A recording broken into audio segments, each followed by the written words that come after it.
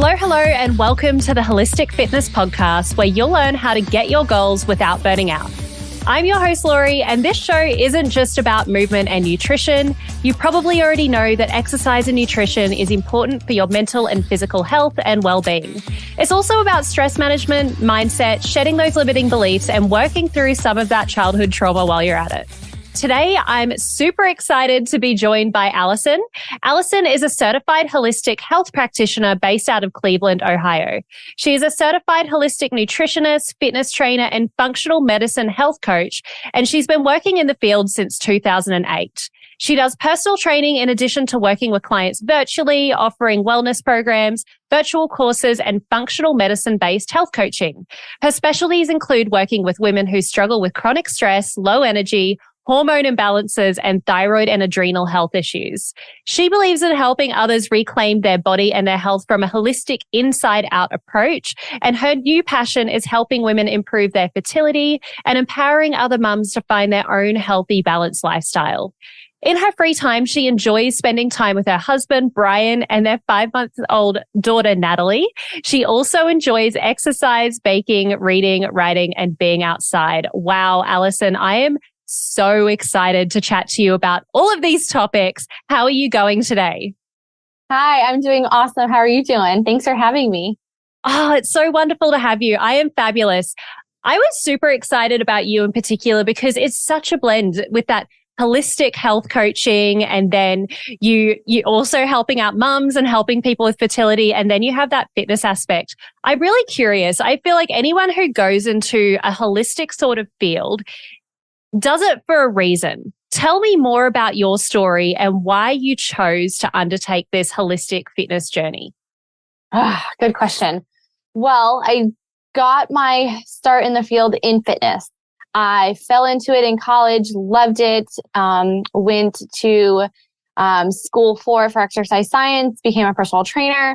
But then I realized I was very curious and asking my clients questions about what's going on outside of the gym, right? How are you sleeping? How are you eating? What is your stress level like? I was realizing that obviously what you're doing in your whole lifestyle is going to affect your results, how you feel from the inside out, right? Look, feeling, and functioning at your best. So I realized in order for my clients to get the best results, they needed that full, well-rounded approach. Since then, I've had my own health struggles and imbalances and saw my mom deal with some health issues as well.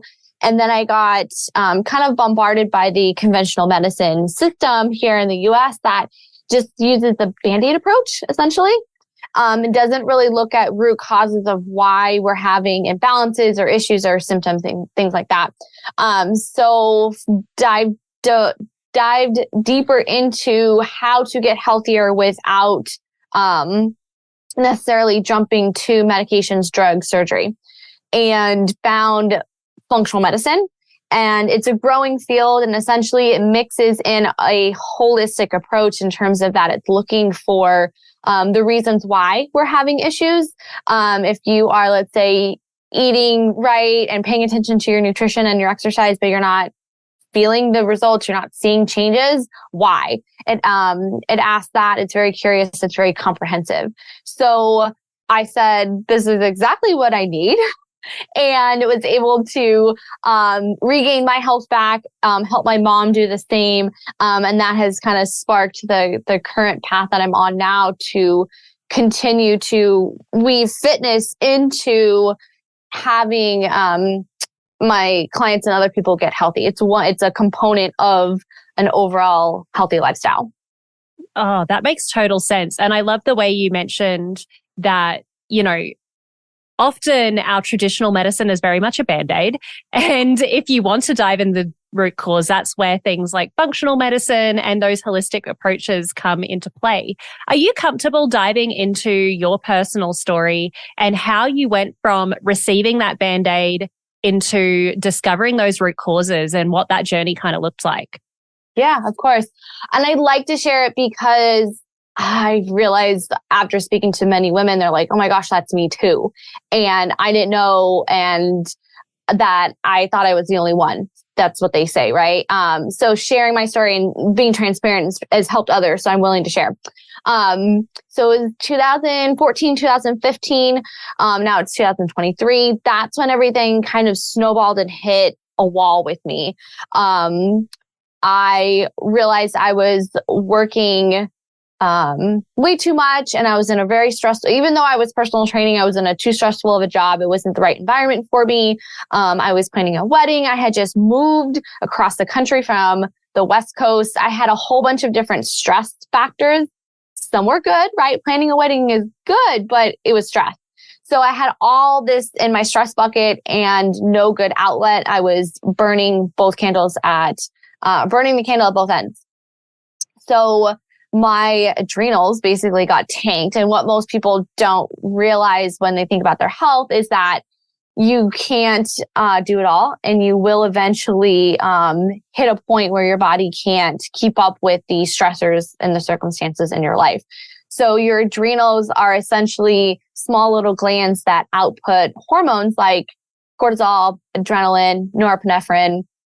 These are good short term because we need to address the stress that we're under. But if they're constantly being taxed, your body essentially says, I can't do this anymore. It slows down.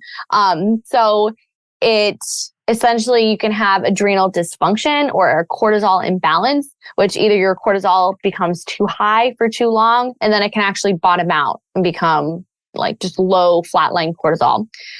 So essentially my adrenals got tanked. The rest of my hormones then were affected in terms of having hypothyroidism, so low thyroid function. I lost my menstrual cycle for almost 5 years. I will preface this. I was on birth control and stopped it, and then it never came back because it was all during this really stressful time. So Here I am, stressed out. I have brain fog. My body hurts all the time. I'm bloated. I'm constipated. I don't want to do anything. I'm not motivated. Yeah, like you can look like yourself, but you internally don't. You're not functioning. You're not there. You're just kind of like a facade. So I went to the doctor and asked, can we run some tests? What's going on? Something's off, right? And they ran some basic panels and said, everything just looks fine. However, I can give you a prescription for Zoloft if you would like that. It's an antidepressant. And I said, I'm not depressed. I have mood swings, but I'm not depressed. I don't need this. And that was my answer. That was my option, right? It wasn't, let's run more tests. Let's see what's going on. No lifestyle recommendations. It was, here's this prescription if you would like it. And I left several times crying because you feel like crap, you feel like shit, and then you don't get any help. You feel very alone. So I said, enough is enough. So that's when I started looking more into my symptoms and diving deeper of why am I feeling this way? And then that's how I found the functional medicine approach. Since then, been working with specific physicians in the area, naturopath, functional medicine physicians, to get my balance and my body back in balance, and specifically all of my hormones, my adrenals, my thyroid, my sex hormones. Long story short, I went 4 or 5 years without having a menstrual cycle to gaining it back naturally, to then 2 years after that becoming pregnant naturally. Now my daughter is 6 months old, and she's beautiful and amazing. And I never thought I shouldn't say never. I was so far away from this goal for so long. I didn't even know if it was possible. I mean, I was like at step 0, -2, right? I didn't even have a period. How am I going to get pregnant, right? So it took several years and a lot of patience, a lot of discipline and patience and faith to know that you can heal your body from the inside out. You can balance your hormones naturally. I personally never took one pill or, drug or medication for it because I wanted to support my body with just natural lifestyle factors and measures. So that's my story, and it's not done because, still have to continue my health and would like more children in the future and whatnot. So going from really bottomed out hormones to thinking I couldn't ever really get back to where I ever wanted to be or be a mom. And now that I am, just shows how resilient the body can be if you give it the right tools and the right environment.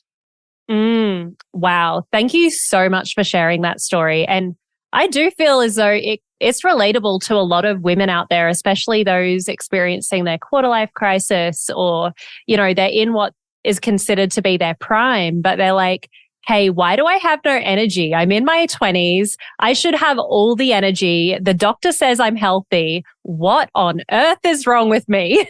Mm-hmm. And worse is it gets even worse as you get to 35, 45, because then they say, oh, it's just age, or, oh, it's just perimenopause, or, oh, you can go on birth control. And that's not solving the problem. That's just actually making it worse. And there's just a big disconnect in the healthcare system. And so I can't one person change the healthcare system, but I can help one person at a time and help educate, empower. These are all of your options, right? You don't just have to do what one physician tells you. Be your own advocate, do your research, ask questions, try different, I wouldn't say modalities, but try different things and then stay consistent with it, and see what happens. Yeah, see what works. And that's exactly true. There's nothing wrong with the medical industry. If I get hit by a car, I don't want somebody like doing she all over me. I want to go to a surgery. I want a doctor. If I break my arm, I'm going to the ER. Like, no doubt about it. Western medicine is amazing in terms of what they can do in surgeries and saving lives. But we are such in a reactive state of healthcare, and we need a proactive approach as well. So yes, it's definitely a blend, and that's why functional medicine is essentially that. It's not saying, let's not use medication, but let's use it where we need it, but let's also make sure the lifestyle is there too. And I say the medication's only going to work as well as your body's working. So you might as well do the lifestyle piece in addition to it if you are going to take that route. Absolutely. Talk me through that process. Talk me through, you mentioned earlier that, it's really good to try different things and stay consistent with it. So if you have a client similar to you, they put on a little bit of extra weight, they're wanting to get fit, but also they're feeling really, really low and they have no idea how they're going to get out of bed half an hour earlier to even do 10 jumping jacks, So how do you work with a client like that? What does that process look like? Good question. Because I have several clients right now currently who feel that way. And my style of coaching and my philosophy is I'm always going to meet the client where they're at, day by day, week by week, whatever the circumstances are. As your philosophy is too, we know we should eat a certain way or move. We know what the perfect day looks like, but it's how do I fit that into my lifestyle, my current routine, essentially is the question. And that's what I do for each client is say, these are top recommendations. This would be awesome if we could do this. Now, how can we make it work for you where you're at right now? And with each, I say, pillar of health, we kind of choose which one do they feel most confident to start with. So, if they say, hey, I really want to dive into working on my nutrition first, then we do that instead of saying, well, I need you to work on exercise. Well, maybe they're not mentally, emotionally, physically ready for that. So always starting with their desires and wants first, and then presenting them with recommendations, but then always asking for feedback. And it's a collaboration. It's a question of, what do you think is feasible and possible? So for instance, like with exercise, again, ideally, let's say 30 minutes, but we know we're not there right now. So we can start with maybe 10 minutes, see how that goes. I say everything's in pencil. So like we try it for a couple of days, a week, we check in, the accountability is huge. So it's not just, hey, good luck and I'll talk to you in a month. It's tell me how that went. Not only physically, how did it feel, but is it actually sustainable and realistic? My clients and kind of laugh because I'm kind of a stickler of, we get so specific of what they're doing at one specific time. Like, okay, we're going to grocery shop. Well, when are you going to grocery shop and where and what are you going to buy? And so it becomes, we're trying to get rid of all the barriers. And so instead of just saying, I'll exercise, no, I'm going to do yoga for 10 minutes at 7 a.m. on Mondays. There, perfect. It's put in your calendar and it's penciled in. So you're more likely to stay accountable to that. The other kind of two pieces with women too is we have to, with all of this, is setting right boundaries for ourselves, whether that's with other people and making sure that we're a priority, not your health is a priority. And the second part is training your mindset as well. And I know that's huge because with you too, because you could be going through the motions, but if you don't think you're going to succeed, if you think you're going to stay sick or not healthy, it's just going to be that self-fulfilling prophecy. So you have to, in the mornings, if you really are fatigued and you're having a flare up or you just like don't want to do it or whatever the circumstance is, you can say, this is hard right now. I'm having a really tough morning. I don't feel good. And just acknowledge it, right? Put it out there. But then you follow it up with the more positive, empowering statement. Although I don't feel my best right now, it's a really hard day. I am still going to do some stretches. I'm still going to make myself a priority and show my body that I'm worth it and put some effort towards it. Whether that's now or say I'm going to do it, later in the day or whatever the situation is. But continuing to pump yourself up, having a just empowering mindset, I think is really huge, because if you've ever stopped to think about what you say to yourself and in the voice in your head, or like even how sometimes like what you say out loud to yourself, it's terrible. And so we are hard on ourselves. We put a lot of pressure on ourselves. So making sure our mindset and having the right boundaries with our time and energy is also important to actually do the things that we want to do. I hope that all makes sense. Hey, Holistic Fitness fam, a quick message from one of our sponsors, Ned. As you all know, I recommend good nutrition, movement, and stress management practices before supplementing, so you know what type of supplementation that your body actually needs. For me, I supplement with very few products, but Ned is one of them. I'm a type A, high-energy, ambitious business girly with massive goals. And sometimes I honestly just need to chill out and relax a bit. I've found that both Ned's de-stress and sleep blends fit in with my busy lifestyle and ambitious goals, but I was honestly not a big fan of CBD products before trying Ned, mostly because of the culture surrounding weed. I just didn't want something that was going to alter my state of mind so that I became much less of a goal-getter or less ambitious. That was until I learned about full spectrum hemp and their benefits. Ned blends are chock full of premium CBD and a full spectrum hemp of active cannabinoids. Ned's full spectrum hemp oil nourishes the body's endocannabinoid system to offer functional support for stress, sleep, inflammation, and balance. These products are science-backed, nature-based solutions that offer an alternative to prescription and over-the-counter drugs. All of Ned's full spectrum hemp oil is extracted from USDA certified organic hemp plants grown by an independent farmer named Jonathan in Colorado.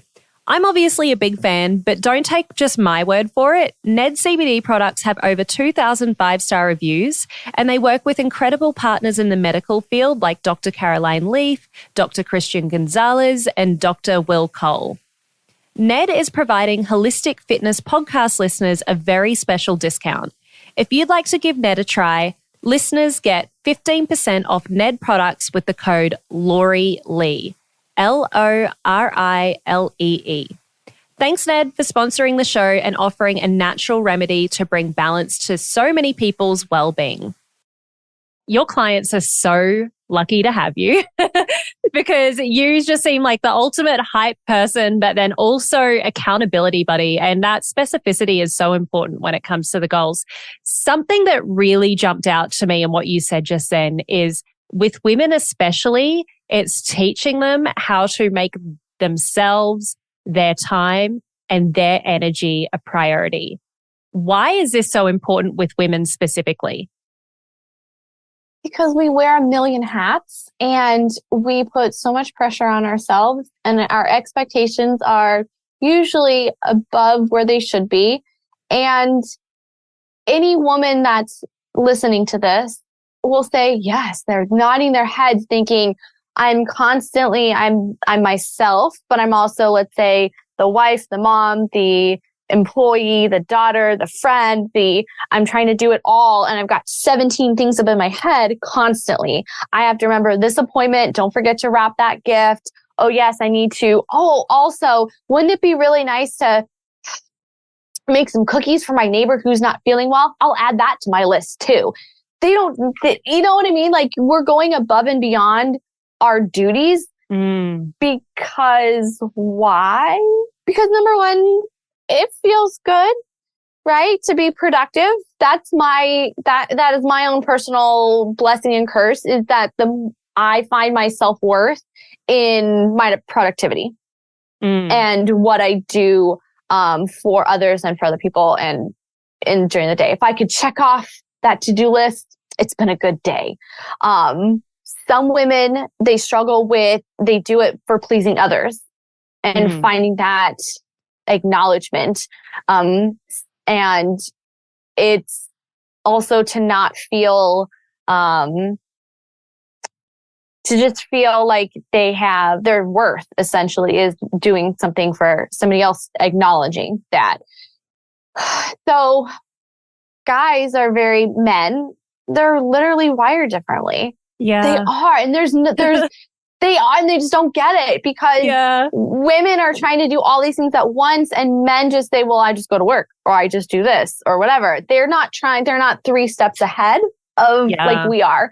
And it's not a bad thing, but I kind of sometimes wish I was a guy, because then I just wouldn't have to have it all up here.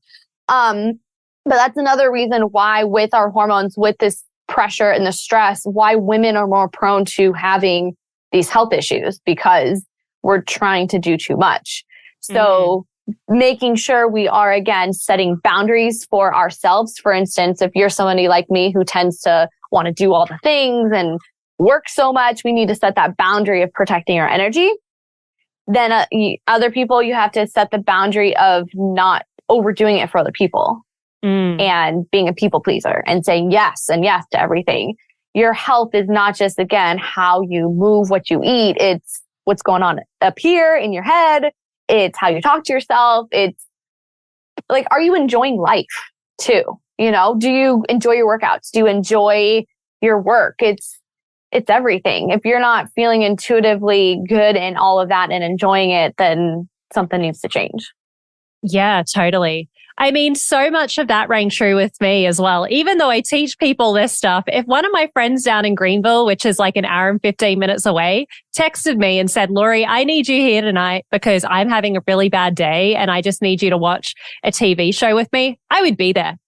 You know, I would put everything else on hold, all of like the business stuff on hold, just to make them happy. And I think even though you teach it, it's definitely important to like figure out like who you're giving your energy to, who you're giving your time to, if you're receiving that equal reciprocation. And I do think men are wonderful as well. Like men are great, but I will say that the way that women are kind of conditioned in society, I feel like we're both trying to be that masculine energy and feminine energy at the same time, you know, and I'm not talking about gender. I'm talking about that productivity, but also we want to receive, but it's like, it's got to be equal and balanced.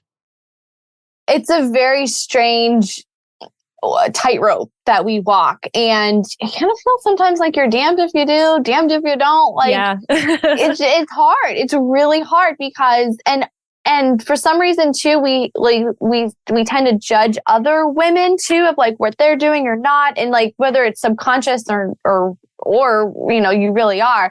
But it's like, oh, she's got it all together, or she doesn't have to work, or she only works. And especially being a new mom, you look at things from a different lens, because I am a business owner and I thoroughly love work, but I love my daughter and I love my husband and I want to spend time with them, and they're both important. So it's how do you find that balance of your time and energy? But going back to the setting yourself a priority and like how you would jump in and help your friend, there's nothing wrong with helping others. And it's not that we need to put ourselves on the top priority, like nothing else matters. You can still be very giving and generous, but you have to be on that ladder somewhere. Yeah. Like so many of my clients were not even there. They weren't doing anything for themselves. So the fact that they actually can voice their opinion, or make time for themselves in their day and not just give themselves to their work and their family and their kids, that's a huge accomplishment. So just putting yourself on the board is a win. Tell me how that changes once you become a mum. You're a new mum, so it's probably fresh in your mind. How does that change once you have a kid? It's so hard. I am blessed that my daughter is wonderful. She's very sweet. She's happy all the time. She's a good sleeper. So again, every child is different, but it was, and it still is, a transformation from going from your own schedule. And, you think you're busy before kids and you fill up your day, and then you throw a baby in there and everything just changes. This innate feeling of, oh, you just take care of them. That's just your mother, your parent. That's just going to happen. But I will say, I don't feel my best, and I can't be the best mother if I don't have time for myself or do those things for myself, because I have felt it in the last 6 months. If I neglect that self-care, that word is very overused, but essentially if you're not taking care of yourself, you just don't feel good. You don't feel good mentally, emotionally, and that's going to cause a buffer in your relationship with your children and your spouse and, your work, etc. So giving to her is obviously the best thing in the world, but if I have to make sure I have the time for myself. So that's having a wonderful support system. So whatever that means in terms of a spouse, family, friends, childcare, delegating as best as you can is really important too. I always ask, what are certain things that only I can do versus somebody else can do for me? For instance, somebody, I could have my husband do the dishes, but only I can nurse my daughter. That's an example. Or I can only do my client plans, but somebody else can do the housework, so to speak. A lot of the little things, you just learn to be creative and multitask at the same time. So she's on the mat and I'm folding laundry. We do a lot of baby wearing. So she loves being in the carrier. So I'm prepping food and she's in there, she's watching me, or she's very inquisitive and involved. Put her in the stroller or the carrier and go for a walk. So you get movement that way. So being really creative with your time of going, how can I involve her with the daily activities as well? So it doesn't just have to be totally separate. So then you don't have to use nap time or when they're sleeping to do the laundry. No, that's the time when you can sleep, exercise, do something for yourself instead of doing house chores. Yeah. I love that. Those are two really solid strategies. One, habit stacking. How can I do one thing while my child's doing something that's multitasking? And the other thing you mentioned was delegating. And I love the way you put it in what things can I only do? Obviously breastfeeding is one of those things. And what things can I delegate elsewhere? And, if you're able to, you can get a cleaner. If you're not able to, hopefully you have a supportive husband or a sister or something like that who'll help you out. Those are some really great strategies, really simply put. 100%. And it's being creative with what you have for the opportunity. Going back to what you're saying in the morning, let's say you're super exhausted, you can barely do like 10 minutes or 10 jumping jacks, then just do that, right? Whether you're a new mom or not, having your child get involved in your activity as well, and seeing having your children see you do these things for yourself is really important. Setting the stage of, hey, we're in the kitchen and we're cooking food. This is our normal. You create the normal. If they see me exercising and they're sitting there on the mat, as she gets older too, that'll just become, this is what we do, is we exercise. So incorporating your children into the healthy lifestyle that you have instead of keeping it separate, I think that's going to be a huge part of success. Yes, having my free time to where you can have your time alone, obviously is necessary, but being able to not feel like, oh, well, she's awake. What am I going to do? Well, involve her in it. And so that way you can still feel like you are doing things for yourself while not neglecting the time with your children either.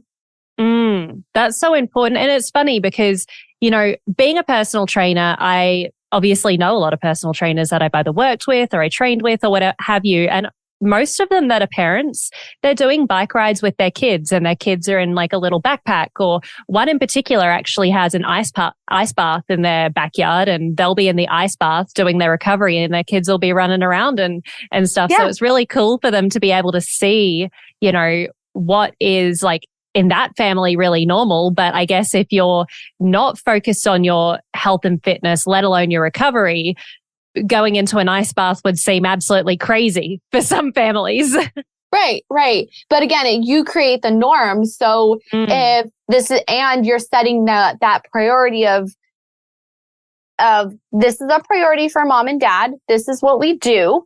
We're going to exercise. We're going to eat right, etc. So then they don't end up growing up like, oh, well, they're used to seeing mom work out. They're used to going on bike rides. They're not accustomed to doing fast food or etc. So, it goes back to, if you make yourself a priority, whether that's before, after, during kids, that sets the stage to maintain everything. For sure. I've noticed as a personal trainer that people, when they get pregnant, they are starting to become really cognizant of this, because they learn that, okay, my child for the first 4 to 7 years of their life are going to learn through conditioning and modeling, which is basically monkey see, monkey do. And they're wanting to get into these healthy habits. So can you talk more about what, exercise and health looks like when you're pregnant? Good question. It was so awesome being pregnant because I felt really great. I know I sound like a weirdo, but it was so cool to celebrate my body, and I was so excited to finally get pregnant, and to feel good. That was my motivation, was because I have a body, because I am able, that's why I move. That's why I exercise. And that's kind of my mantra across the board. I'm grateful that I have limbs and that I have a body that's functioning and healthy and, the opportunity to move. When pregnant, it's interesting of all the different changes that happen, and you just kind of evolve with it. And then now you're back in a new body and you're like, oh, I don't have that constant urge to pee all the time. Oh, this is nice. So you have to continuously be mindful of how you're feeling, checking in with yourself, knowing when things are challenging and hard, or past that point where it's painful or it's not safe. There were certain things that I would have to tell myself, although this is a great exercise or routine, it is not the healthiest or best option right now. And that can be used across the board, whether you're injury or coming back from something, right? This is not the best thing for me right now. Something else would be, because you just have to weigh out benefits and obviously risks. So instead of getting down on myself going, oh, I can't do that, it's I'm choosing to do something else instead. I can do this and not focusing on the negative. So knowing it's also not permanent. Hey, in a couple months, I'll be able to do that thing again. But right now, this is going to be the best for my body. And still celebrating the fact of, hey, I'm getting out there and I'm moving and I'm doing the best I can. Again, every female is different. Again, I posted throughout my story, I was still running and doing plyometrics and, up until I worked out till the 2 days before I delivered. Wow. I felt really great. So I just kept it going. I'd never had really any major reasons why to stop. Everyone's like, your energy is great. I'm like, yeah, I just move it or lose it kind of attitude. Not every female can say that though. And so that's why I understand to give yourself grace, move your body, celebrate, do what you can, modify when and where you need be, but keeping that mindset of this is not permanent. I'm choosing to do something else, and being really flexible, creative with, what you choose to do. Yeah. And I love that. And that framing can be used with anything instead of like, oh, I can't go to the gym because my kid's sick again. It's, right. I'm choosing to prioritize looking after my child who is unwell and I will go to the gym another day. Or I can't do, these push-ups because I injured my shoulder. I'm choosing not to do push-ups. I'm choosing to do this back exercise because that's going to improve my health more than the push-ups will or whatnot. Yeah. I think we as society, we're so negative and we just say, I can't, or, I shouldn't, or I never, instead of focusing on all these opportunities. So it's just taking the same situation with a different perspective. And like you said, oh, my kid's sick. So I am choosing to prioritize them. Or then let's say my child is sick. Although I can't go to the gym, I'm choosing to stretch later or do something for myself. And that's okay. Like, it's okay that I didn't get to work out because that's a different hat and job that it takes more of you in that moment. For sure. And that negativity used to be really important. Back in the day, if we heard a rustle in the bush, if we reframed that to be like, oh, the wind I'm grateful for, it's like, no, we're going to turn around. We're going to go, shit, there's a tiger. I want adrenaline. I want norepinephrine. I want all the things to get me fight or flight. But actually, that's a good segue too, because earlier on in the conversation, we were talking about all of those hormones and we were talking about all of those hormones from these negative thoughts and from all these stresses, whether it be positive stress or negative stress. Blending it into all of this fitness chat that we've just had, how do hormones affect our physical and, mental results? They're everything. And I will say hormones, it's not just when you think of estrogen or your thyroid.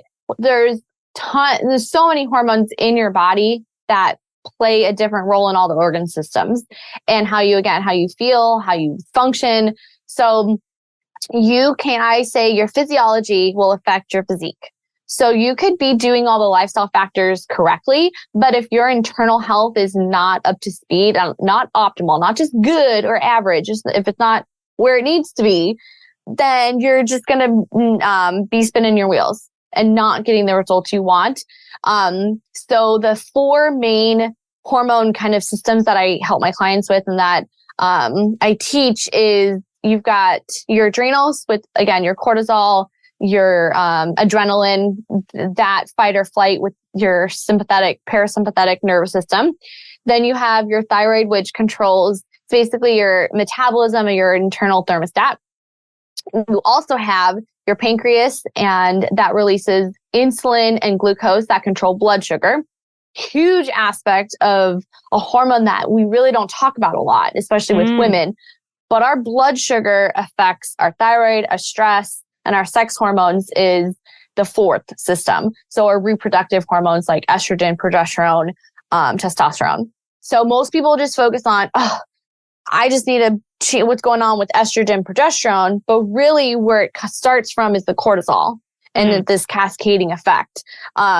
So if you have underlying stressors, whether that's subconscious negative thoughts about ourselves, maybe it's the chemicals in our beauty products, it's the non-organic food that we're eating, food products that aren't good, maybe we aren't sleeping, all of those are stressors and they add to that stress bucket. And so that will then, so our lifestyle will then affect the thyroid, the sex hormones, and the blood sugar and inflammation. So inflammation, stress are at the underlying root of pretty much all health concerns and disease. So if you can calm stress and inflammation, the other hormones will then be positively affected. So you don't just want to chase each individual one. You want to look at everything from kind of a bird's eye view. Wow. I think there's a lot of content out there on, stress management regarding, lowering the cortisol by managing your circadian rhythm, that cortisol melatonin balance and all of that. But what about inflammation? You just mentioned, we're not talking as much about the blood sugars as much. So what are some things that people can tangibly do to lower their inflammation and blood sugar, or that blood sugar balance that you just spoke about? Good question. So kind of two different questions there. So inflammation can be caused by, again, chemical exposure, mental stress, the environment that you're in. But specifically, if you're talking about blood sugar, glucose, and insulin, what happens is when we are specifically women, I see a lot of under eating as well as erratic eating. Women that don't prioritize the right balance of macros. So it's usually not enough protein and too many carbs in ratio of each other. Mm-hmm. And their cravings are super high. And what happens is your blood sugar, essentially your energy is on this huge roller coaster all day. And we start the day off with, let's say maybe just coffee or something like that, because number one, we don't have time or energy for breakfast, or we think I'm going to restrict my calories, so I don't want to eat anything in the day. So maybe you are not eating enough during the day, and then when you do eat, you do something like a bagel or oatmeal or toast. And all of that are straight carbohydrates. Yeah. I'm not killing on the carbs. They're great. They're necessary, but it's the context of how they're eaten. So if you have specifically carbohydrates in the morning alone without a protein or a fat, your blood sugar goes way up and then you come crashing back down because there's nothing to stabilize it. So this constant up and down with blood sugar, whether that's by just eating carbohydrates, whether that's erratic eating, so you're not eating consistently throughout the day, or again, if you're, let's say, skipping a meal and then overeating, so you're just not getting the right nutrients throughout the day, that blood sugar goes up and down. Every time we spike blood sugar, insulin has to be released to then transport that into the body, into the bloodstream or get it, basically send it to all the organs to be used for energy. So when it's up and down, the body has to work extra hard.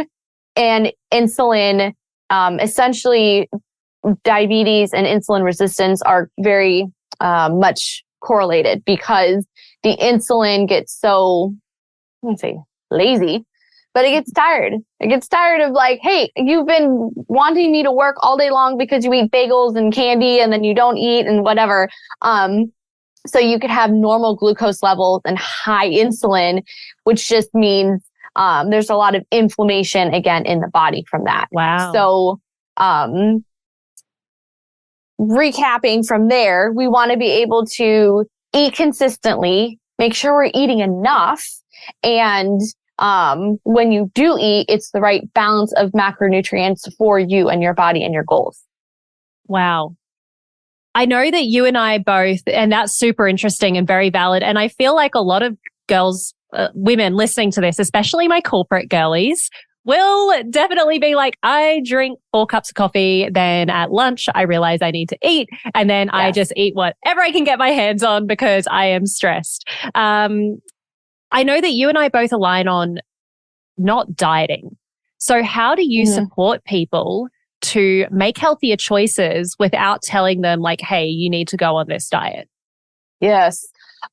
Because even though I'm certified in nutrition, I never want to tell somebody what to do, because I know if somebody told me you need to eat this, I would red flag there. I say it's providing structure with flexibility and customization.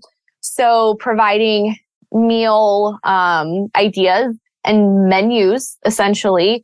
I always intake, what are your favorite foods? What do you like the most? What are your not favorite foods, right? Let's build off of that.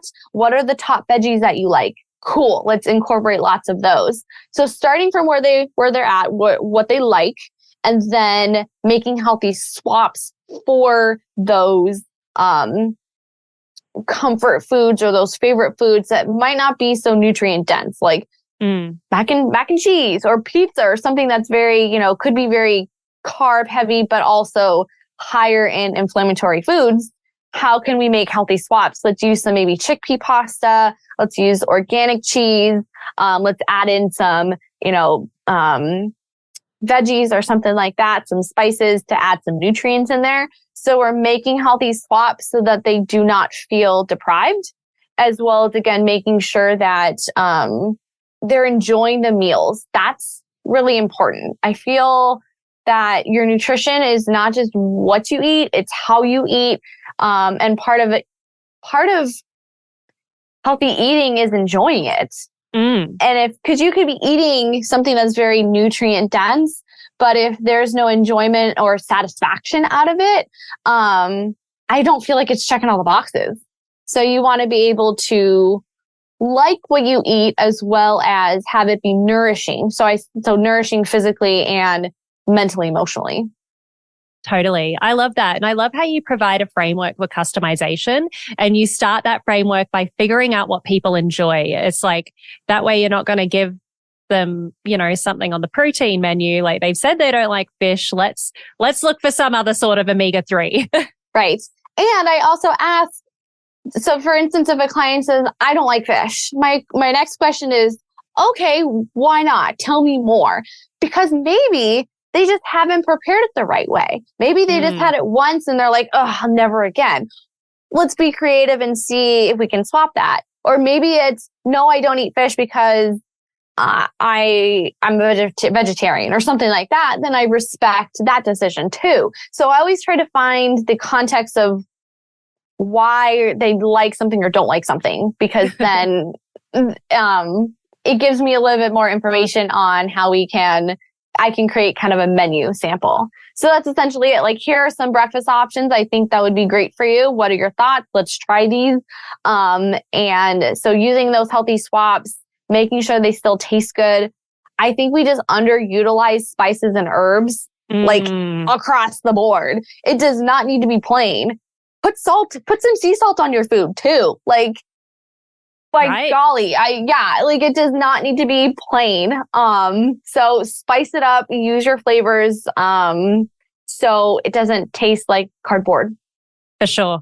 Anytime someone says I'm a good cook, I'm literally like, it's smoked paprika. Like it's herbs, it's everything. It's one of my favorites. Yeah. That and like the everything but the bagel seasoning. I think I put that on pretty much everything I can. Just having the natural flavors makes a big difference.